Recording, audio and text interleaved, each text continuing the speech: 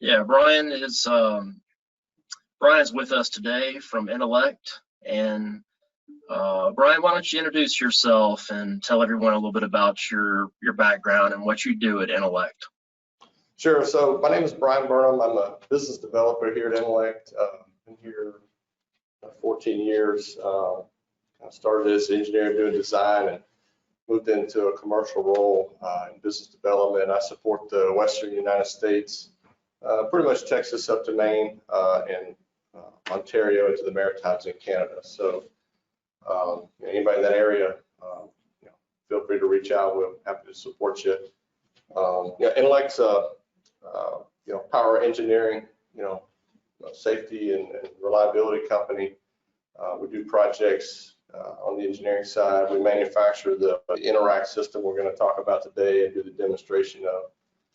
And we do electrical field service, maintenance and testing, circuit breaker shop, those kinds of services. So, that's a little bit about us, and just we'll wait a few more minutes to get everybody a chance to get on, and we'll go through with demoing the inoRAC system. Great. Just a couple of housekeeping items. Again, this is Michael McClellan. This is a webcast format, so your phones are muted, but you can ask questions in the question box. There is a icon to the right of your screen. It should have either a magnifying glass or a question mark on it, and you can type a question in the box, and we will answer it either immediately or at the end of the webinar. Okay, we'll go ahead and get started. And with us today, we have Brian Burnham, who's already told us a little bit about himself, and Brian's going to introduce the inoRAC2 racking device. All right, thanks, Michael. So again, web format, the chest there. I can actually see here to the side, which you guys can't see, the screen that kind of shows the questions and things, and I'm sure Michael will help me out with that as well. Today we want to kind of go over the physical features of the inoRAC system, and then the technology that's in it. Actually show racking. This is a low voltage 480 volt draw out circuit breaker. So what is the inoRAC? It's a universal remote racking system. Universal meaning we're going to be able to rack all sorts of manufacturers, makes and models of power circuit breakers. We also use the control system in this product in another family of products for switching medium voltage starters, pushing and pulling certain breakers that lever, or we call them levering or extraction breakers. So we have a common platform to do these rotary style, which is typically the most common, and also some other articulations that we need to accomplish in the field. So universal from a rotary standpoint, what are we talking about? Well, so we have a motor on the system here. And on the end of it, we have a 1/2 inch drive coupling that is, it's a wobble joint, so you get 15 degrees of slop.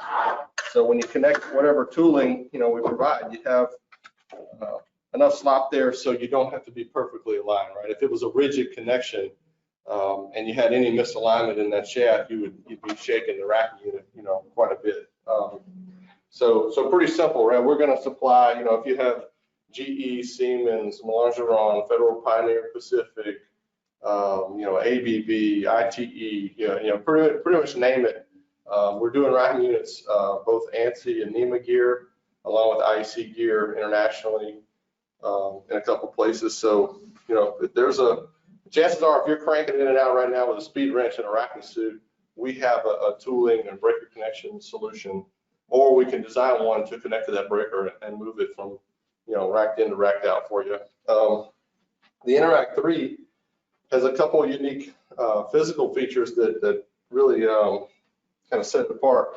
On the motor, to keep forward pressure against the, one, to keep the tools connected to the breaker, but two, to maintain any interlocks, like if you have a power vac, VCPW from Eaton, any of those breakers that have a sleeve or tube or a plate style interlock, before you, get your socket down on the bolt head to press it out of the way, but these springs on the back of the motor are going to help. If you notice when I pull the motor back, it takes about 15 pounds of force, and that's a linear force from front to back, right? So it doesn't increase or decrease. It's a constant force spring.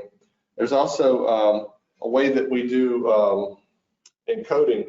We have a driver and a DC brushless motor now, and it is able to count the pulses and give us feedback on revolutions. So we're looking at typically 300-ish pulses a revolution, which is pretty high resolution for this application. Most breakers are anywhere from about 10 turns to 70, 80 turns. Typically, there are some in the 200 and 300s that are unique, but 300 pulses a turn is working really well for us.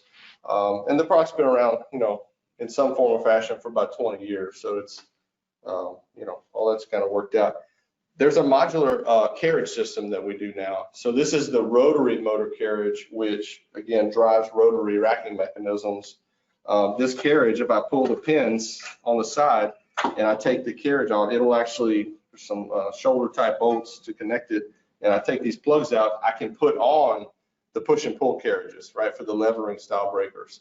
The old Westinghouse DBs, the Alice Chalmers, MAs, FCs, any of the Siemens vacuum replacements that typically follow those if they've been upgraded or modified.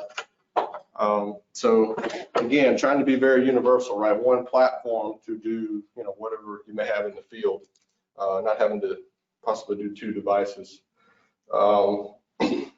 There's a numbering system on the motor. So when we rack the breaker, I'm going to hold the screen up to where you guys can see it, but we have a stripe on the motor and we have some positions 1, 2, and 3.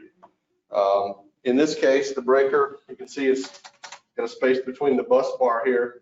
So we're into the disconnect position. We're going to rack it on the bus. So when we follow with the remote touch panel, it's going to tell us, hey, which, you want to rack it in or out. We're going to say, hey, we're racking toward connect. And then it's going to say, okay, well, if you're racking toward the connect, based on the way that breaker profile has been set up, it's going to say push the motor back into 3, so it allows the motor to travel out, follow the breaker. Vice versa, right? If you're racking the breaker toward disconnect, it would tell you position 1 here, right? So that's just a guide to the operator or whoever, electrician, whoever may be the user at that point, to start up, start in a good position. Then you say, okay, well, what is number 2 for? Well, 2 is going to be, magnum glass, VCPW, power rack, anything where, like this breaker, I'm connected to the breaker, so I have to follow it if it moves. Those breakers, I connect to the switchgear cubicle, either in the bottom center or on the side, some way, shape, or form. But I'm turning the switchgear, and the breaker's moving, but I don't have to move with it, right? So just something to note about the setup there. Again, with the basically standard operating procedure built into the HMI, you just yes, no, follow the questions, and you're doing it safely each time, every time. The tires are foam filled. The motor will drop all the way to the floor and do from about 2 inches to the ground to about 84 inches high. If you did have some switchgear that was on a pad or, for containment or, just elevated for some reason, there are ways to exceed that. Sometimes you lose a little bit on the low end, but the standard unit is 75 feet of Ethernet cable between the remote touch panel. Again, it's color touchscreen, and we're gonna show you guys that here in a little bit. 75 feet gets most of our customers out of the arc flash boundary. We can do custom links beyond that if needed. There's also a wireless option. So we can get rid of this cable and we don't have to string it across the floor. And the wireless option comes in 2 formats. One is take this touch panel and we mount it in a little portable case with a set of batteries in it. And we got a Wi-Fi puck we add to the racking system. We've got one we add to that case. And then we can get about 150, 200 feet line of sight. We're not line of sight. We have obstructions. Obviously, with wireless, you tend to degrade the signal. And but for again, most of our power gen, industrial, T&D type customers, this has not been too much of an issue. The other format is to mount it actually on a wall.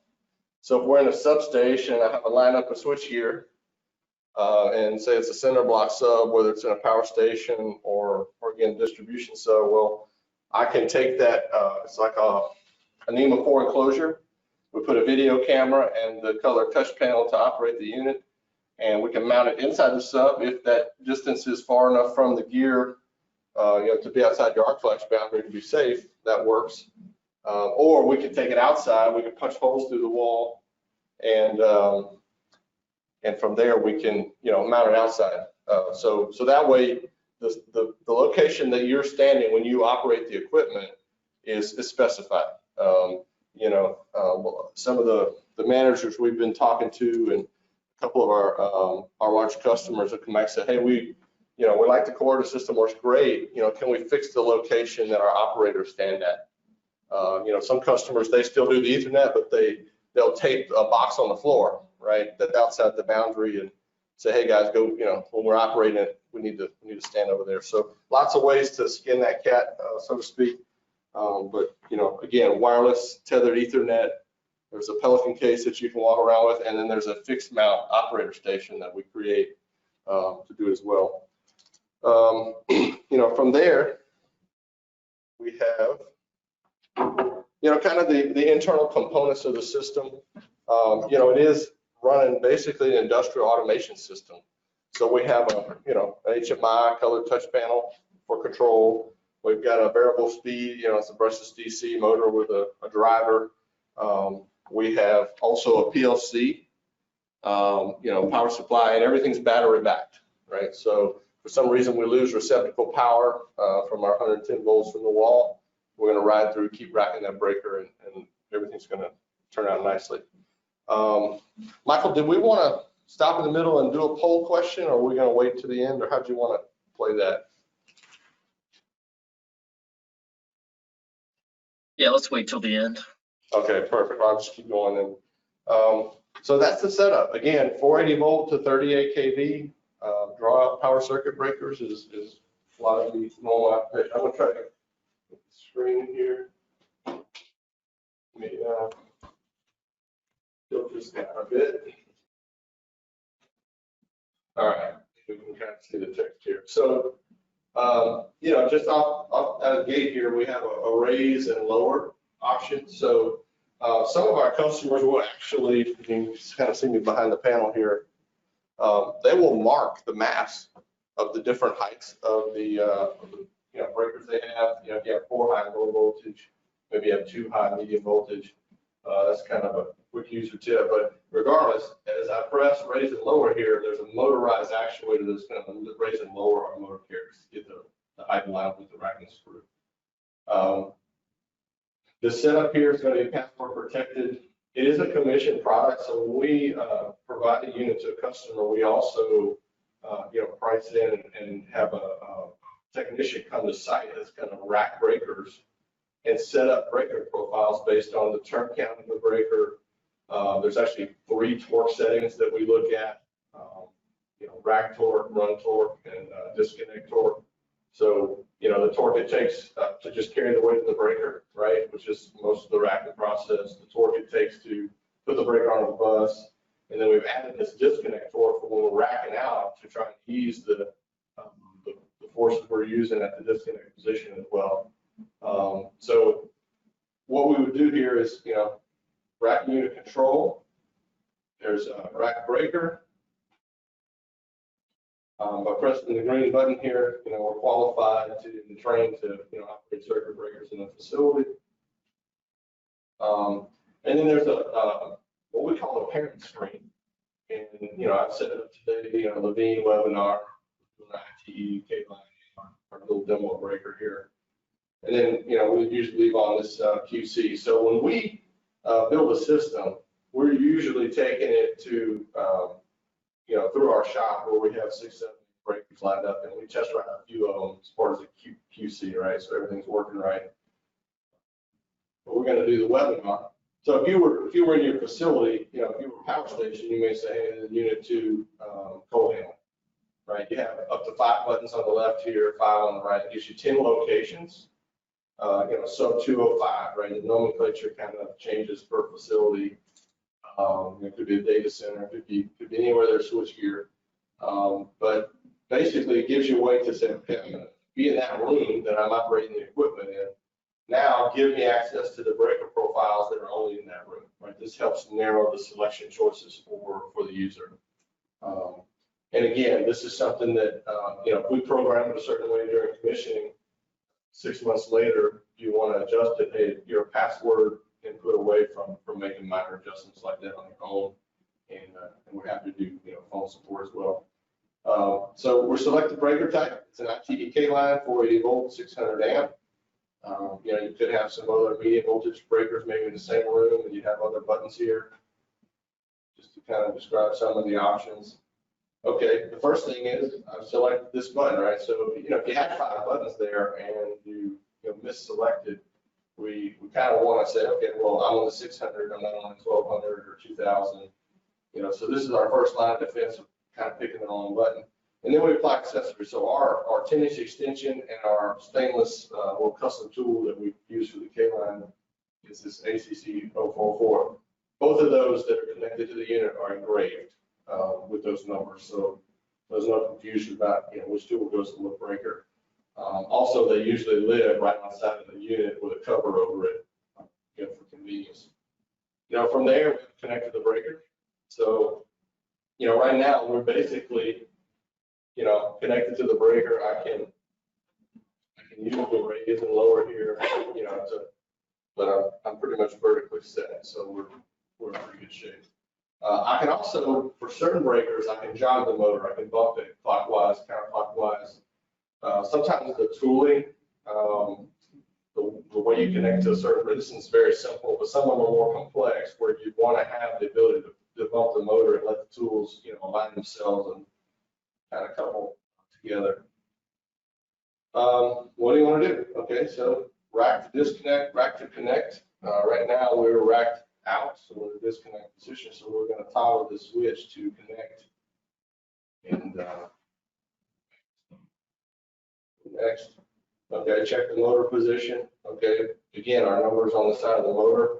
I'm actually not in 3, right? So what I would do to remedy this, I would lock the wheel brakes, push the unit up to 3, line the alignment, and now we have plenty of travel. There's about 12 inches from that 1 to 3 position. Most of the low voltage breakers we deal with are going to move about 4 to 6 inches.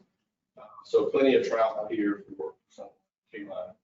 Again, with this procedure built into the screen, we're making sure we're doing it consistently every time.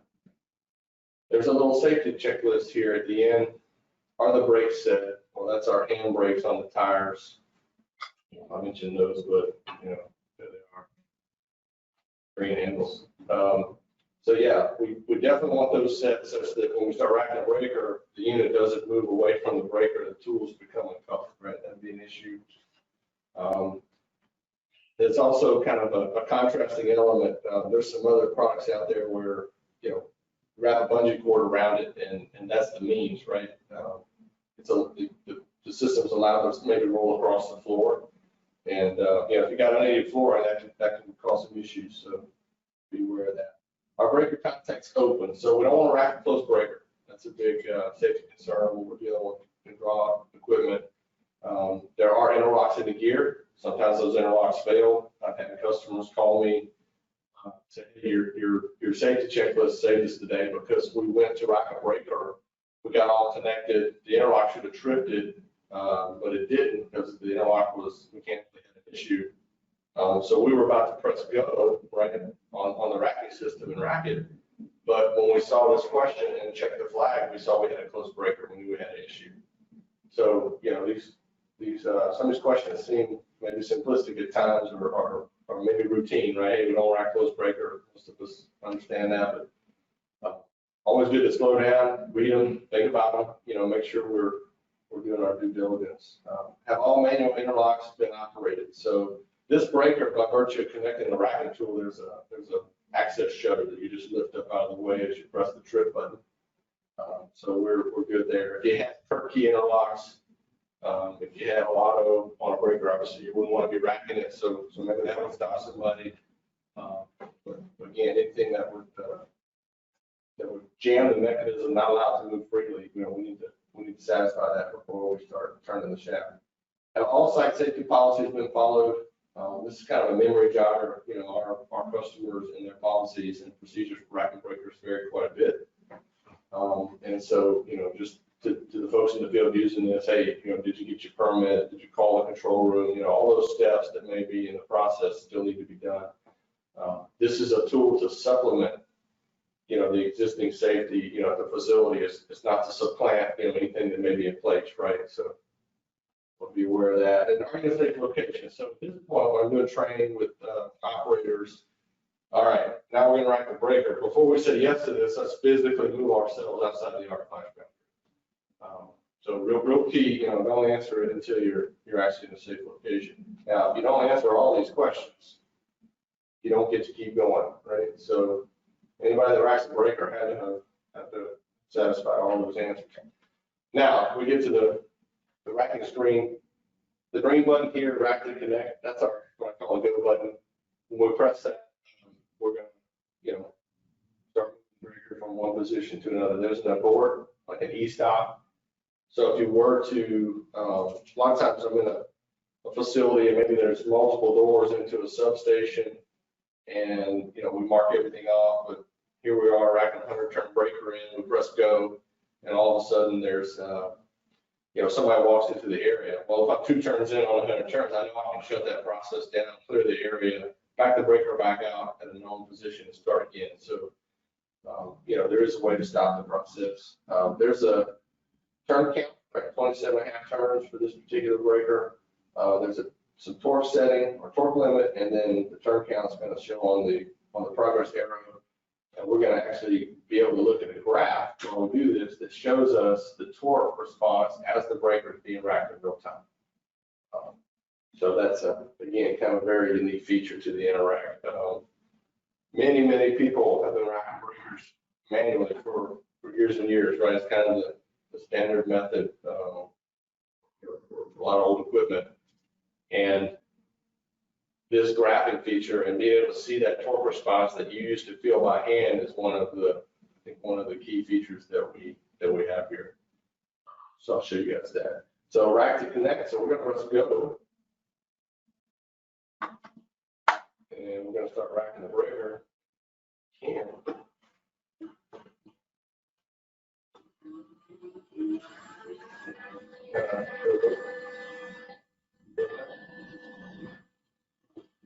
So again, we have stats. We know we're about halfway there. We're back. Video breaker has shutters. Open the shutters in about this area. I'm going to start going west here. I don't know if you can hear it, but the unit actually slows down about 3 turns before it hits a stop. Again, one of the things we really hang our hat on with our controller and the technology in the system is torque protection, making sure not only we rack the brake, not only do we get the operator outside of the arc boundary from a safety standpoint, but from a reliability standpoint, we're also concerned about that mechanism, right? We damage the mechanism. Okay, nobody was in an arc flash incident today, thankfully, but now we have a maintenance issue, right? So we don't want to trade issue, non-issue for issue. We want to satisfy all of those. And being able to slow down that process and limit the available torque output right there at the end when we hit a hard mechanical stop is a huge advantage. Most of us who are we're in the business of maybe specifying switch gear. There's arc resistant options. There are numerous options. Hang on the door type solutions for racking. There are integrated racking situations now with a lot of manufacturers. I would say whether you have an old legacy sub and you are maybe you've got gear that's going to run another 5 years. Well, if you had something like this, you change it out with new gear, you swap a tool out, reprogram it. You're never dead-ended in the investment that you've made is always there. And the protection level, this versus a big 1/2-inch drill motor hung on the door of switchgear, we see a lot of damage with that. we replaced quite a few of the OEM solutions. So, you know, also part of the process. Now, let's see if we can rack it back in. So I'm going to go do this one more time. So we're going to go rack disconnect, right? We're going to go the opposite way. And confirm the motor is in position 1. So again, I'm going to go and, right, we went from 3 to here. Now I'm going to, you know, push the unit back and see if we can't go from 1 to towards 3.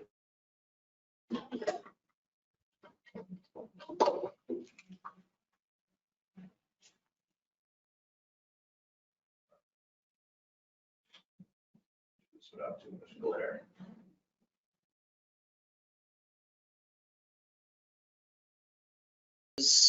Do you still rack breakers manually?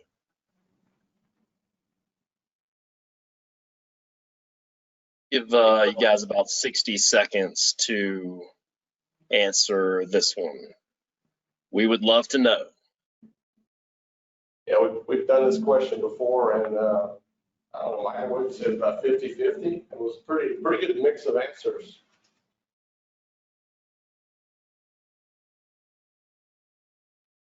Great, we've got 60% voted.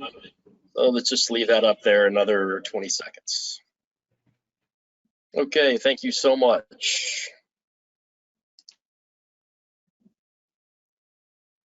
All right, go ahead, Brian.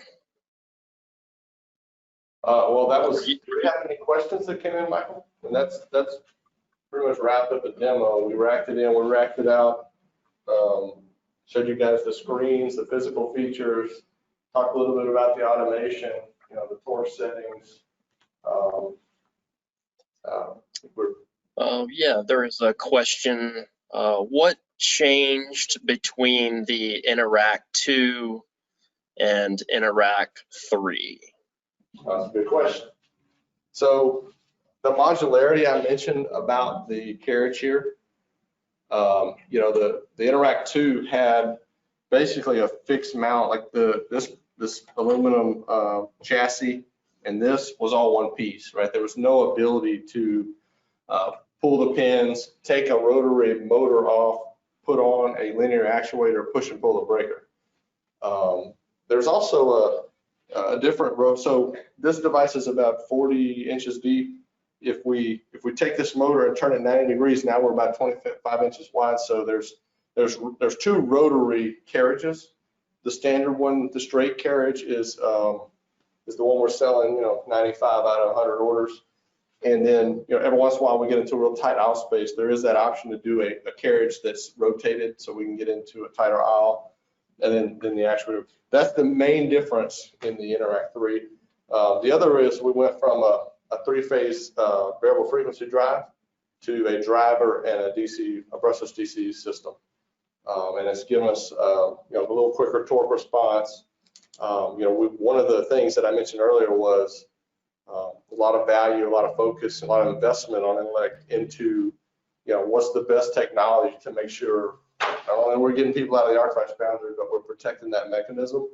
And so we have actually transitioned after a pretty long run with a VFD over to this, and it's working really good. It's the torque numbers are pretty much dead on, and so it's just a better overall torque solution than what we had before. So those are probably the 2 main things. Good question.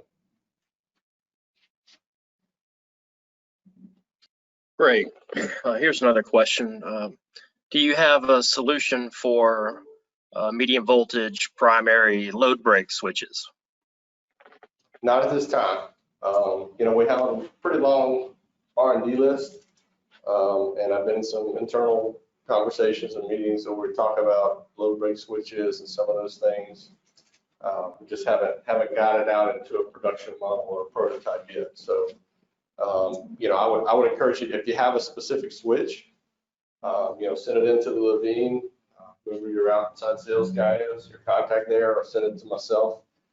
Be happy to look at that. We do development projects. We just finished up the project for a large power generation company in Connecticut where we've developed something to fit in a certain space and rack a couple different breaker types. So, if there's a solution out there that you don't see and you like it, we do R&D as a service to develop prototypes, make sure everything is exactly what you want as an end user, and then something that we can offer the market, because you're probably not the only one that has that switch, right? So currently no, but again, some avenues there to maybe be a yes in the future.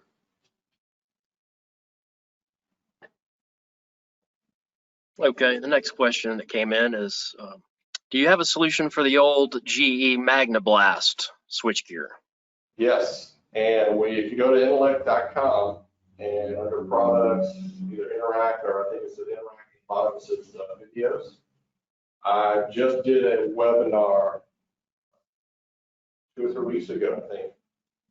I'm sure if you Google just Inolect or inoRAC GE MagnaBlast, you probably can find it. Again, if you reach out to us, info at Inolect, reach out to the Levine folks, we can get you a link to see that in action.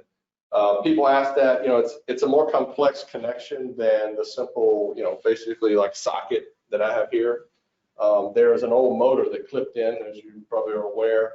And what we've done is we don't use the motor, we clip in with a mechanism that mimics the motor physically.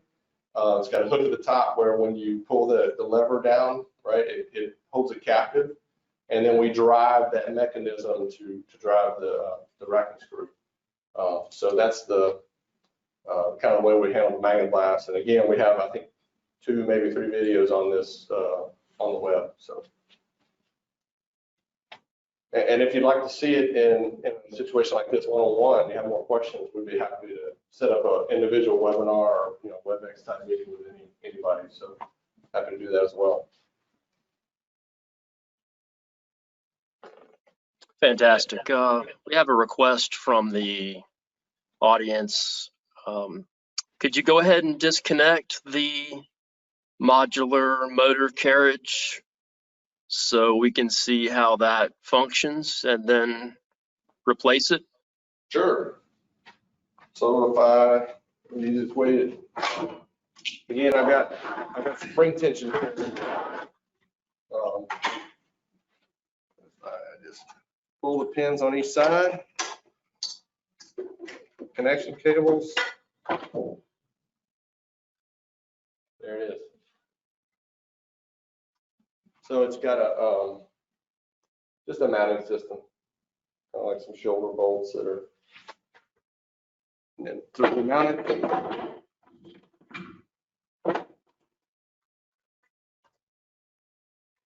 These connectors are, you can't see it from where you're at, but they're actually keyed. You can't put them in the wrong hole. And there's some other modular accessories. So along with this being modular, people ask about tripping and closing breakers, right? We talked about earlier on the checklist, there's a question about, are the breaker contacts open? Well, what if they're not, right? What if you need to trip them? Well, if you have a mimic panel or control room, right, where you can call the control room and, hey, trip breaker 502, well, that's an option. If it's a manually operated low voltage breaker without any trip and close coil, you may have to go up to it either with your hand or a broomstick or something and trip it. So we offer a linear actuator that we mount to the side and plug into the other terminal block side here. And we can pin the motor back out of place. And we can go up to a trip or close and operate the manual buttons on the face of the breaker with that accessory. So that's a pretty popular accessory. This trip and close is one of the activities identified by 70E as something that needs to be, in the risk assessment. So maybe we'll have to do a webinar on the push button, how that works one day. We have a video again of that on our website. So if you want to see it, it's there. But yeah, what, 30 seconds on and off, pretty quick. Here's another question that came in, Brian.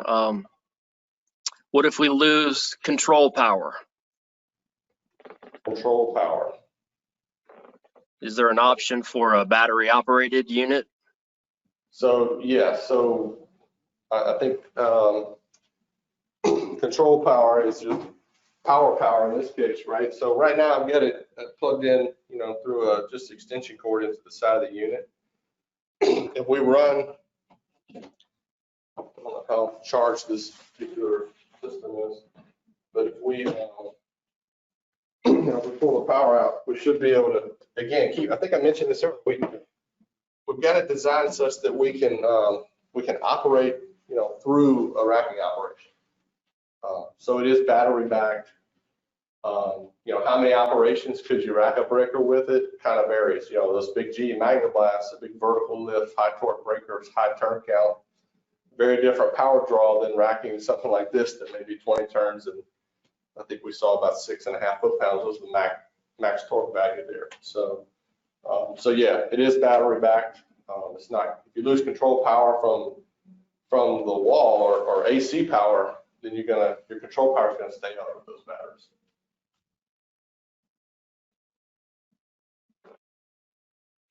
Okay, great. The next question was, do you come to the site after the unit arrives and program it for each breaker?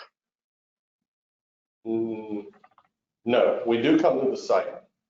We actually have options on commissioning. There are a handful of breakers where, we actually offer, hey, maybe we don't need to do commissioning. Maybe we can preset and ship the unit. If you need phone support, great. Most of our customers, they're trying to implement this into a safety program. Training is a big part of that. We really want to get out there in the field and, rack a few of the breakers and get everything set up and do hands-on training. There's a lot of value in the commissioning portion of a Roomba racking project. And so what our philosophy is, in order to get our breaker profile set up, is, let's say I have a medium voltage line out, 5 kV gear. I have 1200 amp feeders, 3000 amp mains. I really need a spare, like the tie breakers available at 3000 amps. Well, if I can rack that and set a profile based on that, frame size of breaker, it's usually good for the mains, right? That are similar. Again, if I can get one of the spare feeders, then I can rack it, and I have a typical for the rest. Now, if you have a breaker cubicle that's maybe it's old, maybe it's not well maintained, out of 10 feeders at 1200 amps, the typical profile works on 9, but you have that 10th one that's what I call a bad actor. We can, with 100, really 100 plus, unique profiles that we can put in the system, we can do the typicals, right? And then we can address maybe a cubicle that's unique, that needs its own, profile as well. So there's some options there on coming to the site. We don't need every breaker. No one would really probably ever give us every breaker. We've done that twice. About 8 or 10 years of me doing this, had a customer that said, hey, I want you to come in and rack every breaker on an outage. And we spent, 2.5 weeks there trying to rack all the breakers, but it's very, very rare. Usually it's, hey, grab the spares, grab one of each type, and a day or 2 or 3, we're out of most plants, headed back to Baton Rouge. So.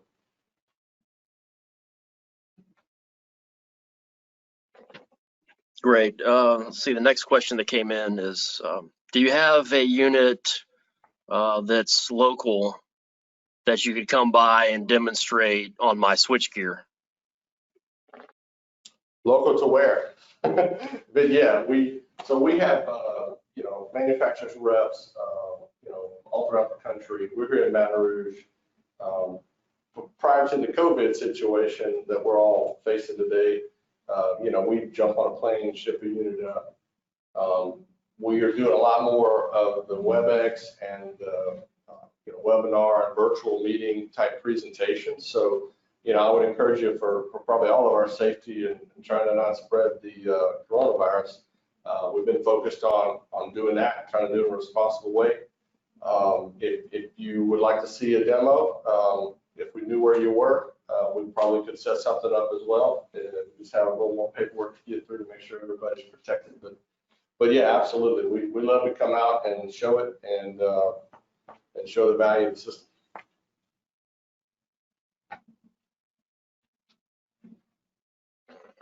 Okay, the next question is, what is the standard warranty on this unit? It's a standard, industrial warranty, 12, 18, where 12 months from commissioning or 18 months from shipment. So it's basically a year. There is an option to do, 2 year, 3, there's some average we've done over the years for someone that wants a 2 or 3 year warranty. Those are all optional.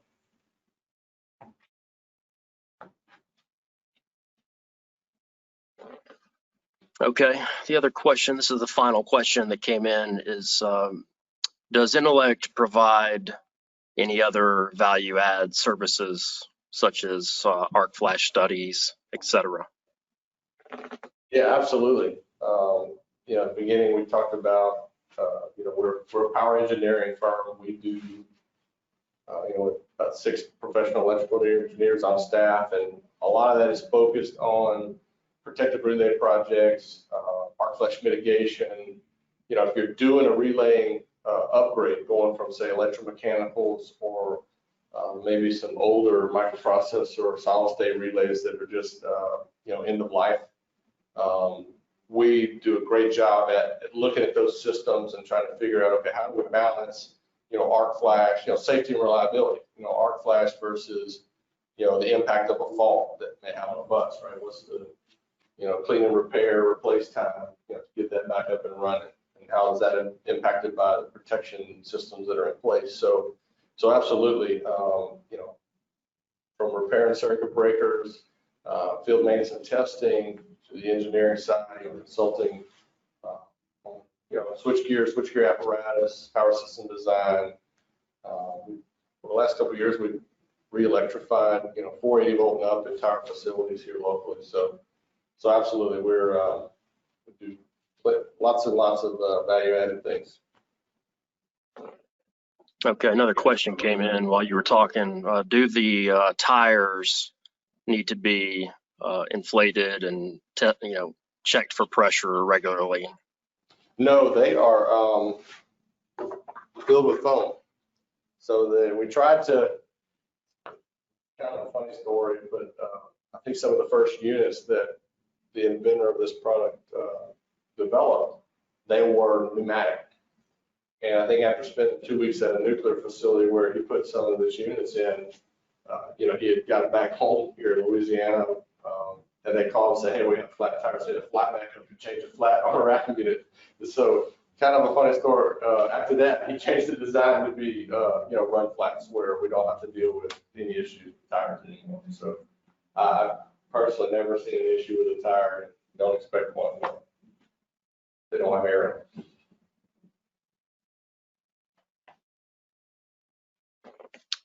Okay, great job, Brian. That is all the questions. I think you did a fantastic job. I hope everybody got something out of this. And if any of you think of questions later, we're always here for you. Just send us an email. And if you would like a live demonstration on your switchgear, we are happy to do that as well. So thanks everybody for attending, and have a wonderful rest of your day. All right, thanks, Michael. You guys take care.